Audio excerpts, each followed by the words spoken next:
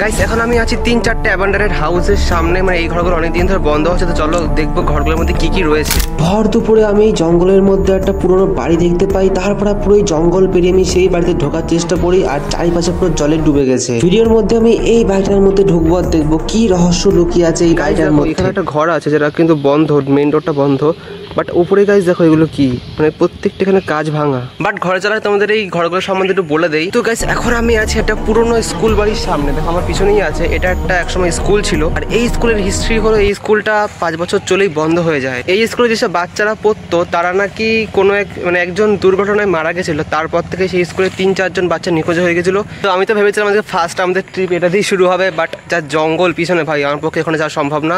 আর just একটু আগেই বৃষ্টি হয়ে গেছে, তো সাপ ফাপ থাকতেই পারে ওখানে।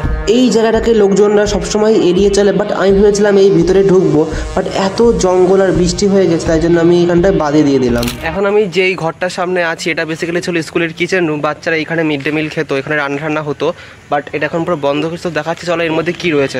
আগে যেহেতু এখানে চাষবাস করা হতো তাই ভিতরে দেখো এখানে বিচুলি খড় এইসবই রয়েছে, আর সেরকম কিছু নেই। এই ঘরটার মধ্যে ফাঁকাই রয়েছে আর এইসবই খালি চাষের জিনিসপত্রই রয়েছে। দেখলে তোমরা ভিতরে শুধু ওই পাট বিচুলি এসবই বোঝাই করা রয়েছে। আর আমার সামনে গাইস এটা কি তো তুমি দেখাচ্ছি চলো।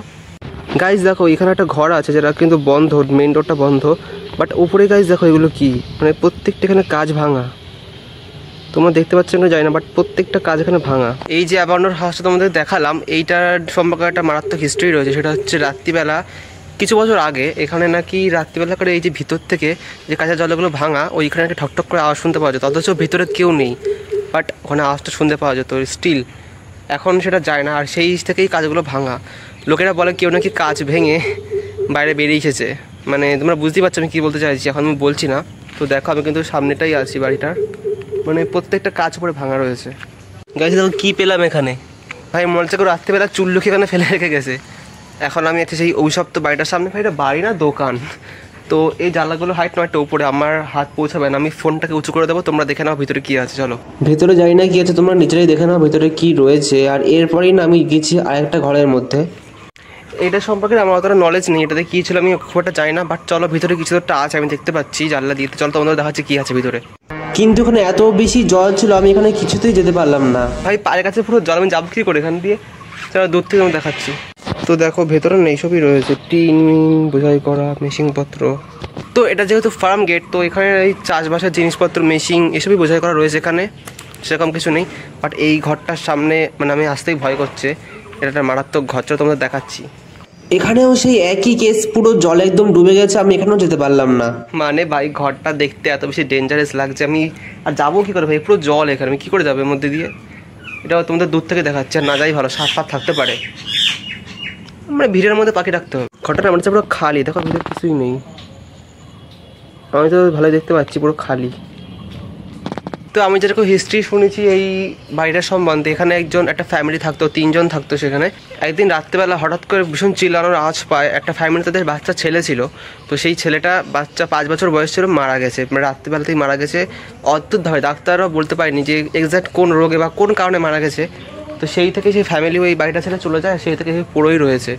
আর এইখানে নাকি রাত্রিবেলা ভাই আমি বলতে ভয় পাচ্ছি, মানে নুপুরের আওয়াজ শোনা যায় রাত্রিবেলা এই দরজা মজা দিয়ে। জন্য আমি এটা একটু ইগনোরই করছি, যেহেতু আমি সামনেই আছি বাড়িটার, জানি না কিছু আছে কিনা। আর তোমরা একটা জিনিস নোটিস করেছো, এই যে পুরো এত বড় এই প্রপার্টি, এত বড় জায়গা, এখানে কিন্তু আমি ছাড়া কেউ নেই, পুরোটা ফাঁকা। এখন বাজে দুপুর 3টে, দুপুরবেলা থেকে শুরু হয়ে যায় এখানে ফাঁকা হওয়া। সকাল 11টার দিকে এখানে মোটামুটি 1-2 জন লোক যাওয়া আসা করে, বাট একটা লোকও তুমি পাবা না এখানে, কেন জানি না, বাট একটা অদ্ভুত কারণে সন্ধ্যেবেলাতে খুব ভুলেও এইদিকে আসে না, পুরো ফাঁকা, শুধুমাত্র আমিই রয়েছি এখানে। তো বুঝতে পারছো কতটা রিস্ক নিচ্ছে তোমাদের জন্য। মানে সাপ পোকর তো আছে একই, বর্ষাকাল মানে ঘন্টায় ঘন্টায় বৃষ্টি হচ্ছে আজকে। এই রকমের বহু মিস্টিরিয়াস জিনিস এখানে রয়েছে, বাট জঙ্গল আর জলের জন্য এখানে কেউই হয়তো আসতে চায় না। তো গাইস এখন আমি বেরিয়ে পড়েছি, মানে একদম এই ফার্ম কাটের লাস্ট প্রান্তে যাবো, দেখবো লাস্ট প্রান্তে কি আছে। এরকম ভর দুপুরে একটা আলাদা এক্সপিরিয়েন্স হচ্ছে, একটা লোকও নেই, তো চলো দেখি লাস্ট প্রান্তে কি আছে। ফার্ম কাটের শেষ প্রান্তে যেরকম একটা বড় ডোবা রয়েছে সেটা হয়তো কেউই জানতো না ভাই। মানে হঠাৎ করে না হাওয়া দেওয়া শুরু করে দিয়েছে, মানে মনে হচ্ছে আমার জন্য ওয়েট করছিল এই মুহূর্তটা। জানি না ভাই কি হতে চলেছে, আমি লাস্ট প্রান্তে যাচ্ছি, পুরো জঙ্গল দিক। তো চলো দেখা যাক। ভাই জাস্ট এই সাইডটা একটু দেখো, মানে পুরো প্রপার জঙ্গল, আর এই পাশে না পুরো জল জমে গেছে, পুকুর। তো গাইস এই দেখো এই হচ্ছে লাস্ট প্রান্ত, মানে এখানে যাওয়া অসম্ভব, মানে দেখতেই পাচ্ছ পুরো জঙ্গলে ভরে গেছে এইসব দিকে একদম। কী করে যাবো আমি, পুরো জঙ্গল, আর এই পাশটা আই থিঙ্ক পুকুর রয়েছে। তো তোমরা দেখে নাও এইভাবেই কী রয়েছে, মানে পুরো জঙ্গল, আর এই হচ্ছে এখান দিয়ে একটা পুকুর। তো ফাইনালি আমি কিন্তু এখন আছি ফার্ম গেটের লাস্ট প্রান্তে। তো আমার পক্ষে আরও পিছনে যাওয়া সম্ভব না, মানে এটাই রাস্তা শেষ। তোমরা দেখাচ্ছি তোমাদের, এই দেখো রাস্তা কিন্তু এখানেই শেষ, আর এই পাশে পুরো জঙ্গল আর পুকুর রয়েছে। তো এই বেশি আমার পক্ষে সম্ভব না। দেখো গাছপালা, এখানে সুন্দর একটা জলের পুকুর মতো, হালকা পুকুর, ডোবা টাইপের পুকুর, ঠিক না। এবার আমি তোমাদের দেখাবো ফার্ম গেটের সব থেকে ভয়ানক আর অদ্ভুত গাছ, যেটার গঠন তোমাদের দেখাবো, আর তারপর দেখাবো আর একটা হন্টেড বাড়ি ওর পাশেই আছে। চলো দেখাচ্ছি তোমাদের। মানে এতগুলো অ্যাবান্ডেন্ট বাড়ি এখানে এসে পড়ে রয়েছে, বাট কেউ আসে না। আর ভিতরে কিন্তু টুকটাক জিনিসপত্র আছে, বাট ঘরগুলো সব তালা মারা, আর খুবই ডেঞ্জারাস যা, মানে সাপ পোকর থাকতেই পারে। আর জল আমি যেতেও পারছি না, বাট প্রত্যেকটা বাড়িতে কিন্তু কিছু না কিছু আছে। এই জায়গাতে শিকড় শুরু হচ্ছে গাছের, গাছটা পুরো শুয়ে গেছে, এইভাবে উঠে উঠে উঠে ওই দেখো ওইখানে উঠে গেছে। মানে জাস্ট তোমরা দেখো কি অবস্থা গাছের। মানে ঝড়ফড় হলে গাছ যেমন পড়ে যায়, এই গাছটা আই থিঙ্ক সে পড়ে গেছিলো, বাট মরে যায়নি, শিকড়টা কিন্তু ওইভাবেই ছিল, আর ওইভাবেই গঠন হয়ে পুরো উপরে উঠে গেছে গাছটা। গাইজ এইটুকু এসে আমার সাইকেল টায়ার পুরো ডুবে গেছে, মানে এত পরিমাণ কাদা এখানে। সামনে দেখো পুরো প্যাচ প্যাচে কাদা এই জায়গায়, আর ওই পাশে একটা বাড়ি রয়েছে, এই চাল উপরে দেখতে পাচ্ছ তোমরা। তো ওই বাড়িটা আমি এক্সপ্লোর করতাম, বাট কিছু করার নেই, আমার সাইকেল যাবে না, পুরো কাদায় ডুবে যাচ্ছে। চলো গাইজ, আমার সামনেই দেখো আমি আরেকটা বাড়ি এখানে দেখতে পেলাম, অ্যান্ড পুরোটা পুরো বাড়ি মনে হচ্ছে ভেতরে ভূত বসে রয়েছে। মানে উপর দিয়ে সেই হন্টেড সিনেমাতে যেমন হয় না, মানে এরকম ঝুলছে উপর দিয়ে। পেছনে একটা বাড়ি, পুরো একদম ডেঞ্জারাস বাড়ি, এখানে যাওয়া যাবে না, পুরো জঙ্গল। গাইস আমার জুতোর অবস্থা কি হয়েছে, ভিডিও করা ছাড়ো ভাই, আমার জুতো মা দেখলে আমার দেবে, আমার বাড়ি গিয়ে একটু জুতো পরিষ্কার করতে হবে আগে। তো ভাই আমার কাছে দেখলে এখানে অনেকগুলোই বেশ হন্টেড বাড়ি ফাড়ি রয়েছে, মানে অ্যাবান্ডনেড বাড়ি যাকে বলে, বাট ভিতরেও জিনিসপত্র আছে, আমি যেতে পারছি না এই বর্ষা করার জন্য।